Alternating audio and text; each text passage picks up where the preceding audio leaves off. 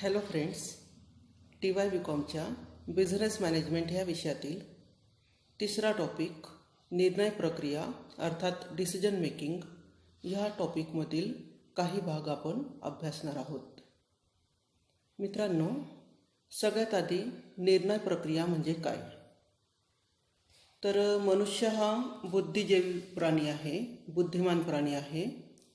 बुद्धिमत्तेच्या जोरावर तो अनेक प्रकारचे शोध लावत असतो, परंतु हे शोध लावण्यासाठी किंवा कार्यकृती करण्यासाठी त्याला सर्वात आधी निर्णय घेणं आवश्यक असतं.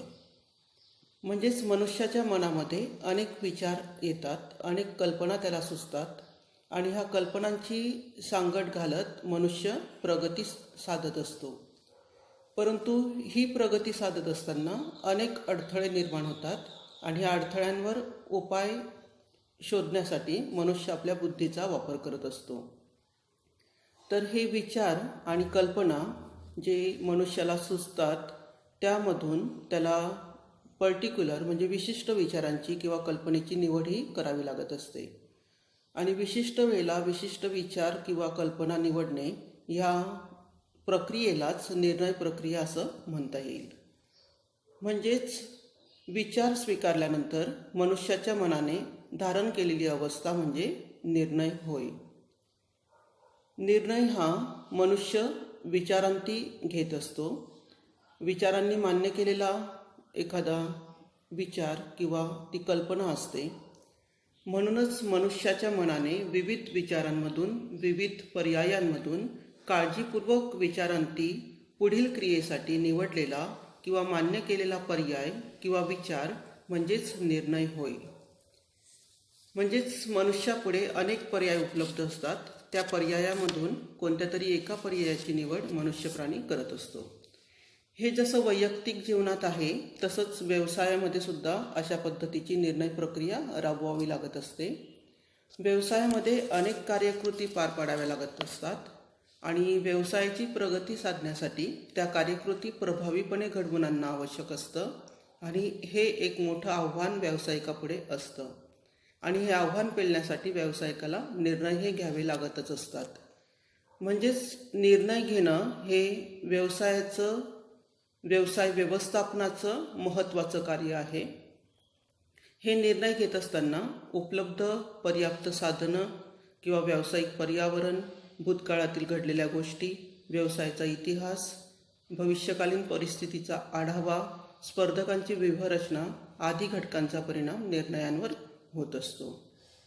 म्हणजेच प्रभावी निर्णय घेण्यासाठी व्यावसायिकाला आपल्या भावी प्रगतीची सुद्धा चाहूल लक्षात घ्यावी लागत असते. कोणत्याही व्यवसायाचं यश किंवा अपयश हे निर्णय क्षमतेवर अवलंबून असतं. त्यामुळे योग्य वेळी योग्य निर्णय घेणं हे व्यवसायासाठी दीर्घकालीन परिणामासाठी आवश्यक असतं.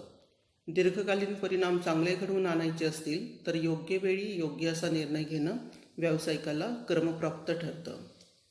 तर व्यवस्थापनासमोर अनेक पर्याय उपलब्ध असतात. त्या पर्यायांमधून किंवा त्या साधनांमधून व्यावसायिकाला विशिष्ट पर्यायाची किंवा साधनांची निवड करावी लागते आणि ही निवड करणं म्हणजेच निर्णय घेणं असं म्हणता येईल. ह्या कार्यपद्धतीलाच निर्णय प्रक्रिया असं म्हटलं जातं. तर निर्णय प्रक्रिया हे व्यवस्थापनाचं एक महत्त्वाचं कार्य आहे. जसं आपण दररोजच्या जीवनामध्ये अनेक निर्णय कळत नकळतपणे घेत असतो, त्याच पद्धतीने व्यवस्थापनाला आपल्या बुद्धिमत्तेच्या जोरावर व्यवसाय व्यवस्थापन करत असताना अनेक निर्णय घ्यावे लागत असतात. कारण एखादा निर्णय जर चुकला तर त्याचे परिणाम व्यवसायाच्या प्रगतीमध्ये अडथळा निर्माण करण्यास पूरक ठरत असतात. त्यामुळे असा अडथळा निर्माण होऊ नये यासाठी योग्य असे निर्णय घेणं आवश्यक असतं.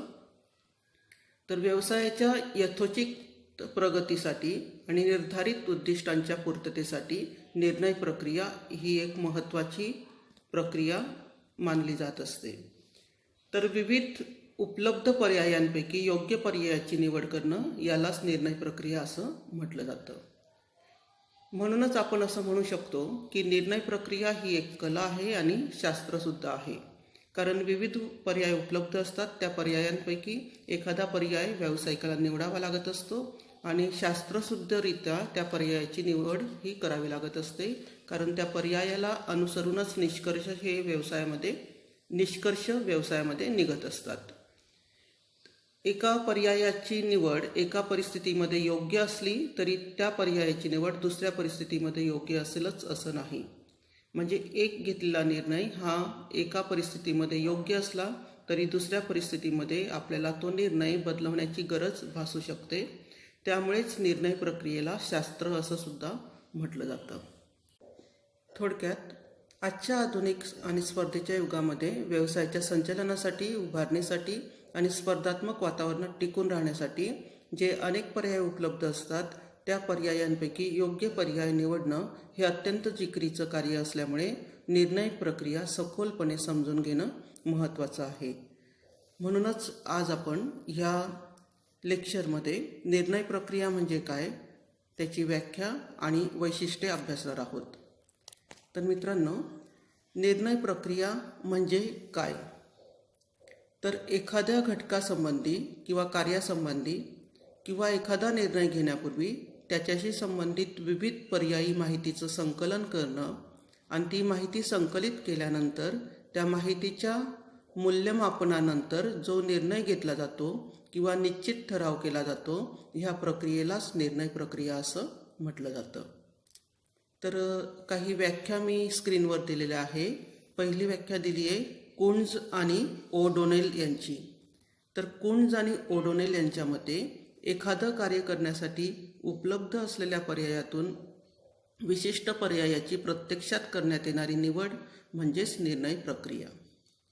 त्यानंतर पुढची व्याख्या दिलेली आहे ऑक्सफर्ड ॲडव्हान्स लर्नर डिक्शनरी यांच्यानुसार the process of deciding about something important specially in a group of people or in an organisation.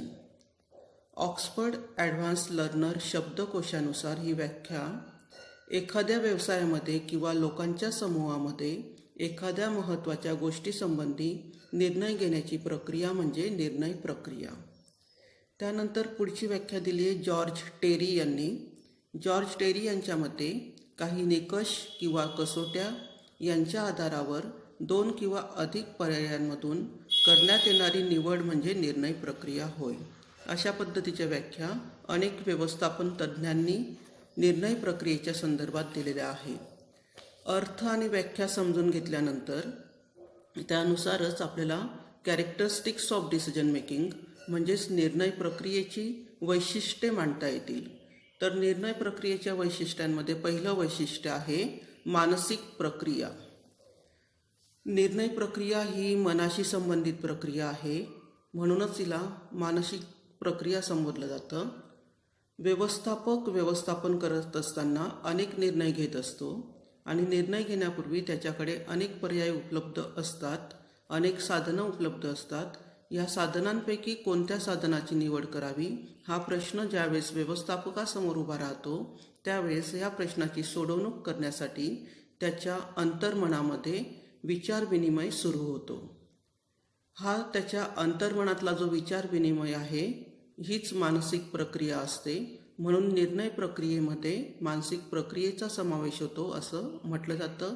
त्यामुळे मानसिक प्रक्रिया हे एक वैशिष्ट्य आहे निर्णय प्रक्रियेचं. त्यानंतर दुसरं वैशिष्ट्य आहे मूल्यमापनात्मक प्रक्रिया.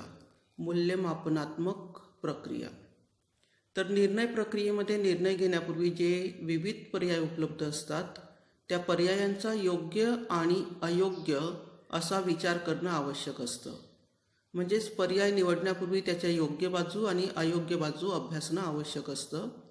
त्यानंतर पर्याय निवडल्यानंतर व्यवसायाला त्याचा कितपत फायदा होईल, पर्यायाचा व्यवसायासाठी फायदा झाला नाही तर व्यवसायाला काय नुकसान होऊ शकेल, या दोन्ही बाजूंचा विचार करूनच निर्णय प्रक्रिया ही राबवली गेली पाहिजे. निर्णय प्रक्रिया ही लक्षात घेतली गेली पाहिजे. त्यामुळेच निर्णय प्रक्रिया ही मूल्यमापनात्मक प्रक्रिया आहे असं म्हटलं जातं. त्यानंतर तिसरं वैशिष्ट्य आहे व्यवस्थापकीय कार्य. निर्णय प्रक्रिया ही व्यवस्थापनाचं स्वतंत्र कार्य म्हणून संबोधलं जातं, कारण निर्णय घेणं हे व्यवसायासाठी अतिशय महत्त्वाचा भाग आहे.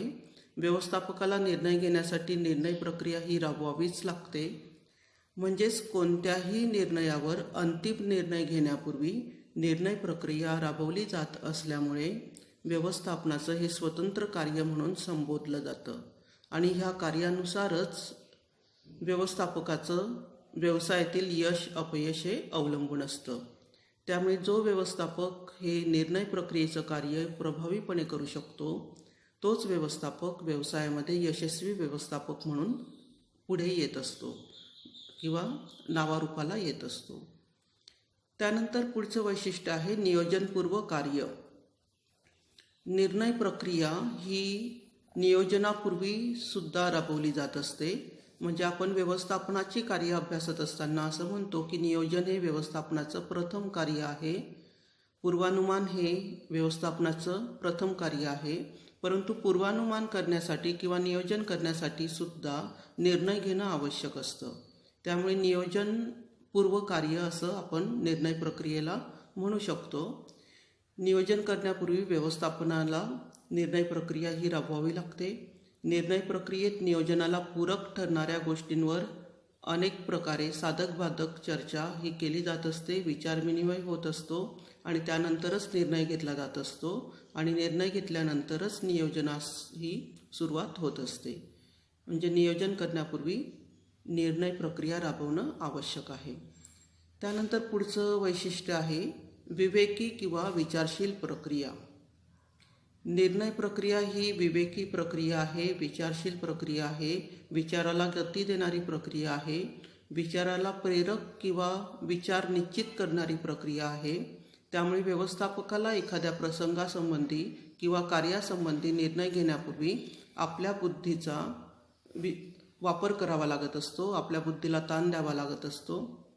निर्णय प्रक्रियेत बौद्धिक प्रक्रिया ही अत्यावश्यक असते, त्याशिवाय निर्णय घेता येत नाही. म्हणून निर्णय प्रक्रियेस विवेकीय किंवा विचारशील प्रक्रिया असं म्हटलं जातं. हे एक वैशिष्ट्य आहे निर्णय प्रक्रियेचं. त्यानंतर पुढचं वैशिष्ट्य आहे निर्णय प्रक्रियेसाठी कला व शास्त्र. आधी आपण अभ्यासलं की निर्णय प्रक्रिया ही एक कला आहे, त्याच पद्धतीने शास्त्र आहे.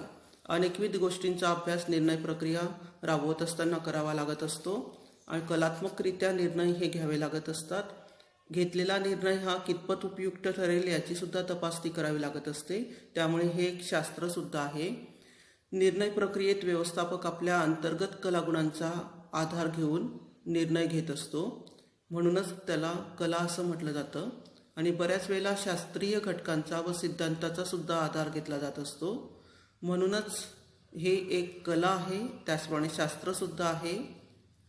क्लॉ या व्यवस्थापन तज्ज्ञाने निर्णय प्रक्रियेस कला व शास्त्र असं संबोधलेलं आहे. त्यानंतर पुढचं वैशिष्ट्य आहे भविष्यकालीन पूर्वानुमान. निर्णय प्रक्रिया जशी नियोजनासाठी आवश्यक आहे, म्हणजे पहिल्या पायरीसाठी आवश्यक आहे, त्याचप्रमाणे घेतलेला निर्णय हा भविष्यकालीन घडामोडींवर सुद्धा परिणाम करत असतो. त्यामुळे भविष्यकालीन पूर्वानुमान घेण्यासाठी निर्णय प्रक्रिया ही महत्त्वाची ठरत असते. निर्णय प्रक्रियेमध्ये व्यवस्थापक आपल्या ज्ञानाच्या आधारे, अनुभवाच्या आधारे, त्याचप्रमाणे वर्तमान काळामध्ये घडलेल्या परिस्थितीच्या आधारे भविष्यात कोणते प्रसंग उद्भवू शकतील आणि कोणत्या पद्धतीने त्या प्रसंगांना सामोरं जावं लागेल याचा अनुमान घेत असतो. त्यामुळे निर्णय प्रक्रियेमध्ये बुद्धिमत्तेच्या आधारे भविष्यकालीन संभाव्यतेचा सुद्धा अभ्यास केला जात असतो, पूर्वानुमान लक्षात घेतला जात असतो.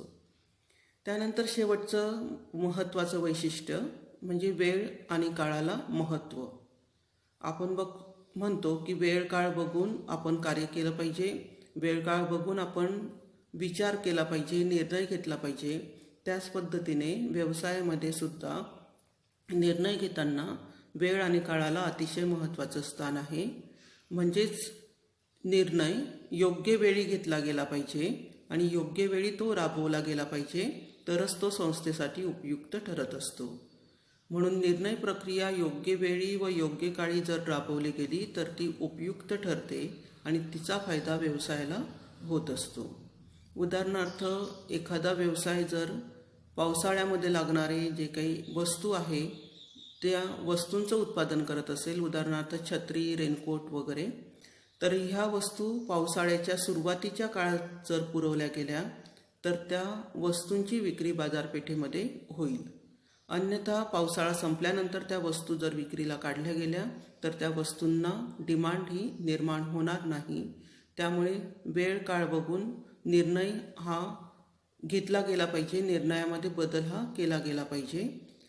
यालाच आपण असं म्हणू शकतो की निर्णय प्रक्रिया प्रत्येक व्यवसायामध्ये योग्य वेळी, योग्य पद्धतीने आणि योग्य त्या व्यक्तीद्वारे राबवली गेली पाहिजे. तर त्या निर्णय प्रक्रियेचं महत्त्व व्यवसायाला फायद्याच्या स्वरूपामध्ये होऊ शकेल.